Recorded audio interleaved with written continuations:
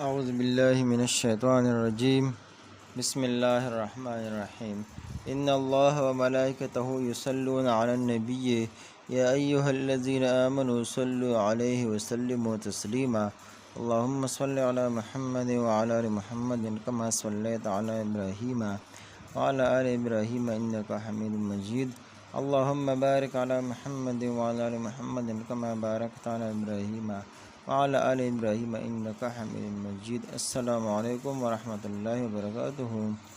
معزز ناظرین کرام، د الله تعالی نه امید ساتم چې تاسو ټول به روغ جوړ به یې او د صحت په خوشحالو به یې. نن به تاسو سره د ذکر باره کې یو حدیث مبارک چې کوم دی ذکر کوم.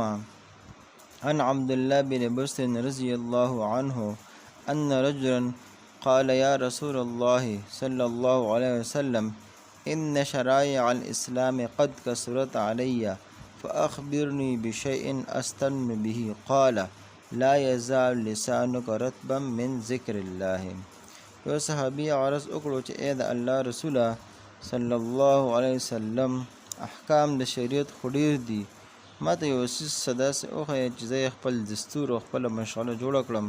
نبي اسلام ورته ارشاد فرمایو چې د الله تعالی په ذکر سره تو هر وخت رطب اللسان اوسه، یعنی ژبه مشغوله ساته. بل حدیث کې دی معاذ رضی الله عنه فرمایي چې د جدایۍ په وخت اخري خبرې کومې چې نبي علیه السلام سره وشوې هغه دا وې: ما پوښتنه وکړه چې په ټولو عملونو کې د ټول نه خوښ عمل د الله تعالی په نزد څه دی؟ نبي علیه السلام ارشاد فرمایو چې په داسې حالت کې تا ته مرګ راشي چې د الله تعالی په ذکر کې رطب اللساني، یعنی ژبه دې لونده او مشغوله وي.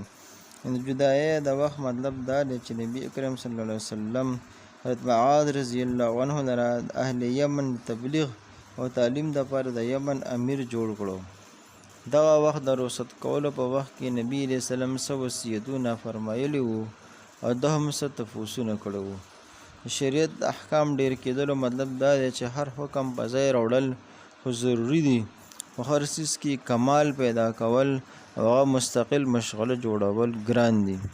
دې دپاره د هغې نه یو څیز چې کوم د ټول نه ضروري وي ما ته داسې وښایه چې زه هغه مضبوط ونیسم او هر وخت هر ځای تلو، ګرځېدو، پاڅېدو، کېناستو کې یې کومه.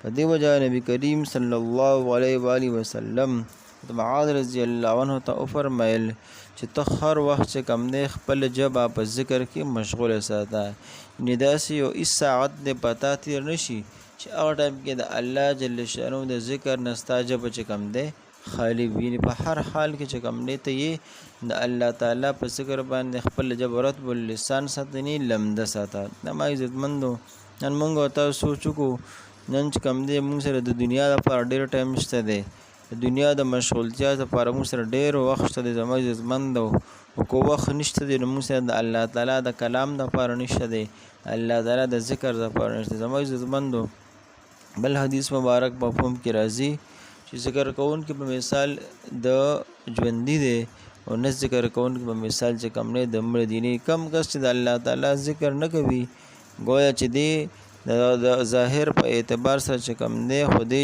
ژوندی دی، لیکن د باطن په اعتبار سره چې کوم دی مړ دی. حدیث مبارک کې داسې انسان ته مړ ویلی دی. زما عزتمندو، ذکر خو د الله تعالی چې کوم دی یو ډېر قیمتي څیز دی.